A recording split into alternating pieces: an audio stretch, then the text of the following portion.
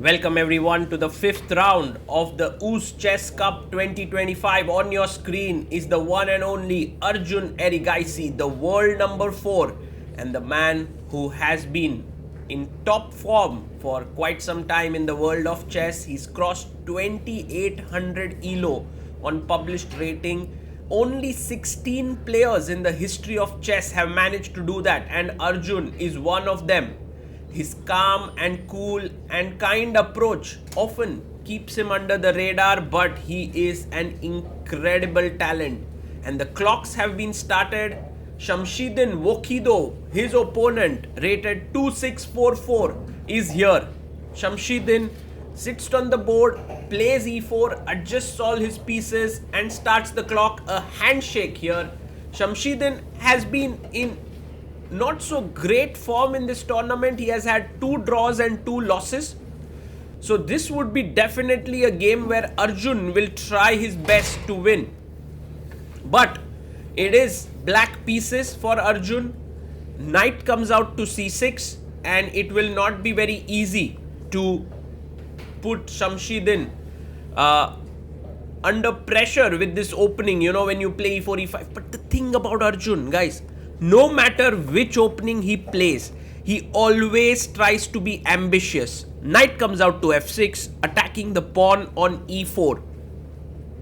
The main line is of course castles here, and Shamsiddin goes for it. He shot castles and Arjun now goes for d6.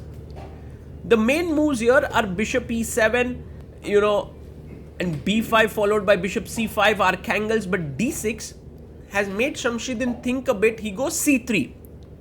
He's trying to build a center, and taking this pawn is very risky because of d4, opening up the position with the king still in the center. So Arjun goes bishop d7. Very interesting. Arjun playing slightly offbeat or forgotten lines so that his opponent is thrown off a bit. Now d4 played and g6 is on the board. Now one thing you have to understand is that if you take here, I take back, and if you take on e5, then after de, whenever you try to win this pawn, I will go and win your pawn on e4. So it's not a pawn that you are winning per se. Rook e1 played here, defending this, and Arjun is still pretty okay getting his bishop out. The pawn is not hanging on e5. So h3 played, and I believe Arjun is going to simply castle now. So here we have a fresh position with bishop on g7. Doesn't happen very often in the Ruy Lopez, but that's what Arjun is all about. He's looking for new ideas, fresh positions. Knight comes to d2. And now there's a real threat, I believe, on the e4 pawn, because e4 pawn is defended. So e5 might be under pressure. Arjun takes on d4, and now look at how he changes the structure. cd, giving a very solid center to white. You usually don't do that. But Arjun, with his time being 1 hour 30 minutes, 31 now to be precise, is still in his preparation. He's offering a trade of bishops, and the knight wishes to jump to d3. Bishop takes on d7. And now queen takes d7 is very normal. Yes, he takes it back. Queen takes d7. And we have some famous games in this position. Caruana, Naroditsky. We have games played by strong players here. Knight goes to f1. And the way in which you meet this is c5. You push your pawn to c5 and you break the center of white. That's what Arjun does. And a question for white is, should he push the pawn right now? Not a great idea, because c4 and the knight settles down on d3. So first, Shamsiddin pushes the knight away from b4. The knight has to go back to c6. And Arjun calmly brings his knight back. And now maybe it's time to strike with d5. So gaining space and pushing the pawn. The knight goes to a5. And now you want to expand on the queen side with b5. Bishop d2 played, hitting the knight here, but inviting the knight to come to c4. Arjun started to think a bit. Well, not really. He's moving quickly. Could he still be in his preparation is the question. There's no games that have been found in this position. Bishop comes to c3 on the beautiful diagonal and defending this pawn. b5 by Ajubai. Going with a queen side expansion now. And Shamsiddin goes b3. He's been playing great chess. He's keeping a small edge for himself with the white pieces. Knight jumps back to b6. I love how Arjun very calmly is playing. He's at 129.57 after 18 moves. So all his prep. Queen d2 played. Now eyeing the a5 square, connecting the rooks, putting pressure on this diagonal. Like it. Maybe rook e8. Yeah, Arjun putting his rook. No, a5. What the hell? Arjun is giving up a free pawn here. Maybe knight e4 is his idea because this is hanging. But take. This has to be assessed. It's actually playable. But Shamsiddin is like, Arjun, I trust you. I'm going knight g3. But this allows b4 now. So Arjun, this a5 move which he played after 12 minutes of thought. And now comes a4. Another good move. Gaining space on the queen side. Rook takes a4 is the idea. Placing the other rook on a8. b4 played here by Shamsiddin. What he's trying to do is he's trying to now force Arjun to play c4 so that he gets the d4 square. But Arjun says, I have the c4 square for my knight. I attack your queen and the knight is well placed. A very important moment now. Taking here gives up the d4 square. White also wants to take and free up the central pawns. But rook e8. Arjun is like, look, if you take, you'll never be able to play e5 easily because d5 is hanging. So maybe Shamsiddin can bring his rook to d1. No, he goes knight d2. This is not a great idea. This is in fact a bad move here by Shamsiddin because this knight was needed to go to d4 whenever the pawn comes forward. But if you are going to go back to d2, that's slow. And he goes knight e5. I like this move by Arjun. He attacks the queen. And the thing is, if you move the queen, I go c4 and knight d3. Bishop takes e5 taken. And now there is a small intermezzo, an in-between move, which is c4 played. Yes, excellent move. Pawn to c4, attacking the queen.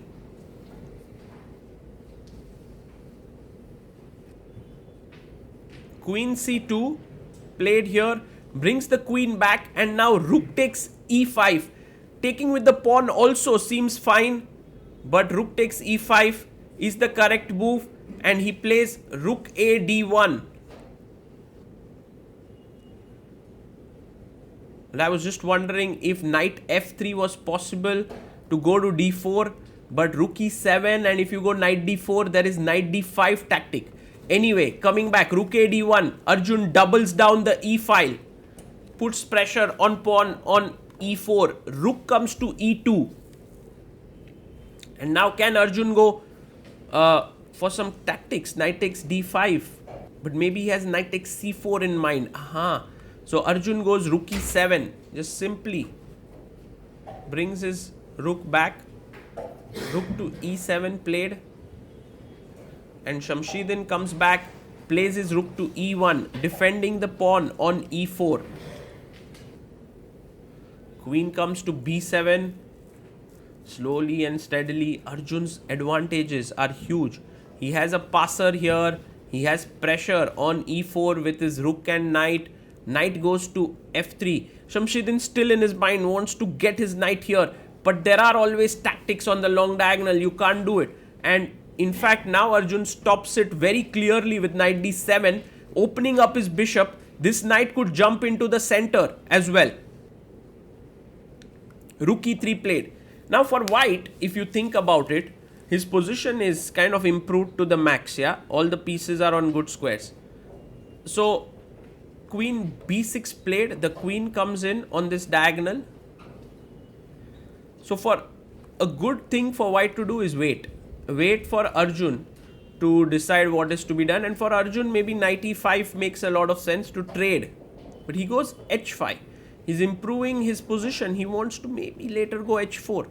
Trade this, play h4. Knight jumps back to f1. And rook c8. Is Arjun planning to go c3? While c3 is very tempting, it will also weaken the pawn a bit. Right now it's very strong on this square. Knight goes to e3. And knight jumps into e5. So knight takes knight. Bishop takes on e5. And now the knight goes back to f1. So you have a superior minor piece, you have a protected passer, you have everything flowing for you, and Arjun now says this is the right time for me to push the pawn, and he pushes it forward. Let's see if this is going to help, because the pawn on its own cannot run through, right? Knight e3, the knight may also come and blockade it. What it will need is support from other pieces, and that is not an easy thing to achieve. Bishop to g7 played. Now rook e8 trying to put pressure here. Queen d4. So queen comes to d3. And he wants to bring his knight here. h4 played.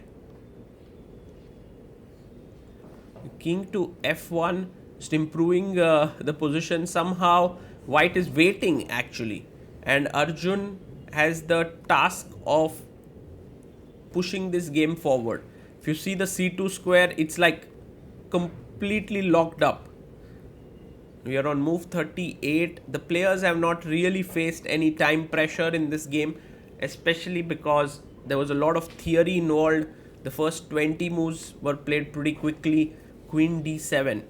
I believe that Arjun's mind is going towards the move either f5 or g5, g4. Somewhere he has to get that pawn break to move the game ahead. King f8. But also, on the other hand, by the way, 40 moves are done, so both players will get extra 30 minutes. Rook c1. You can see Shamsiddin feeling confident, moving his pieces quickly. King g8. Arjun also making the moves here. Rook e1. Pretty clear that Arjun has not really, tried all the ways that he can. So while he's moving his king back and forth, this is one of the things that strong players do when they are in a superior position, in order to lull their opponent into a false sense of kind of calmness or security. They repeat. And you can see Shamsiddin is repeating. At some point, Shamsiddin knows that Arjun will continue trying, but could become a bit careless. King h7 played. Rook goes to c1. You see the pieces are being moved back and forth. King goes to g8. Rook e1.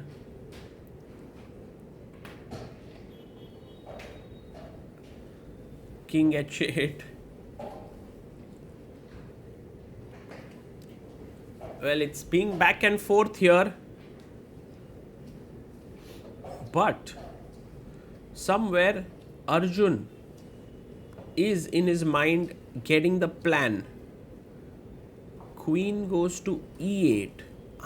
Look at this reorganization. The queen has to remain protecting this pawn. But now f3. A small change here. Does that work in any way to Arjun's benefit? Not sure. Still moving the king. It's a game of cat and mouse here. Not so easy for anyone to make progress, but Arjun now moves his rook to c7. And Shamsiddin blocks the pawn with rook c2. King goes to h8. I think this is Arjun's style, you know. Keep making the moves which are like king h8, king g8, and then make a progress move. So like now brings his queen. Then again play king g8, and then again, you know, something like this. But now this is serious stuff happening because queen is already ready to enter on h2. And rook e7. And by the way, just to tell you guys that taking this pawn would have been very risky because the queen would enter on d4. So he played king d1, rook e7, knight goes to g4, and now the queen comes into f4. Can we snatch the pawn is the question, and Shamsiddin does it. Well, greedy f5 is coming in, and look at Arjun there, zoning in. f5 played, he's ready there. If e takes f5, queen d4, checkmate. Queen is coming in. Oh my goodness, what a move there. Knight f2, queen jumps into h2, threatening another big problematic move. Queen g1 check. Goes knight to d3. And just like that, you see how the game has sped up. It was going slow, slow, slow, and then suddenly like boom, boom, boom. Now rook e4. Arjun's going to take this rook. Rook takes e4. And what has just changed? Like just this king caught kind of crossfire. The king would have loved to be on a2 at this point. Safe away from. But if he tries to run here, it's mate. So check, by the way. Knight goes back to e1. Has the position deteriorated because g2 is defended? Bishop e5. The bishop is coming to g3. Rook comes to e2. And now bg3. Yes, finds it. Attacking the knight. Threatening bishop e1, rook e1, c2. King comes up to c2. There was just no way to stop it. And Arjun has just like that won a piece. Wow. Queen d7. Shamsiddin is like, okay, this has helped me coordinate a bit. Now I'm going out on an attack on your rook and the pawn on d6. So rook g8 played. Arjun just not leaving the rook. Finally leaves it after a long thought. Correct move. Rook g8. Black is better. But now Shamsiddin can win a pawn. Queen d6. Important to keep control here. Queen f1. I love this move. Attacking the rook. Stopping any checks on f6. Queen e5 check. And king h7 is a great move. He plays it. And king comes to d3.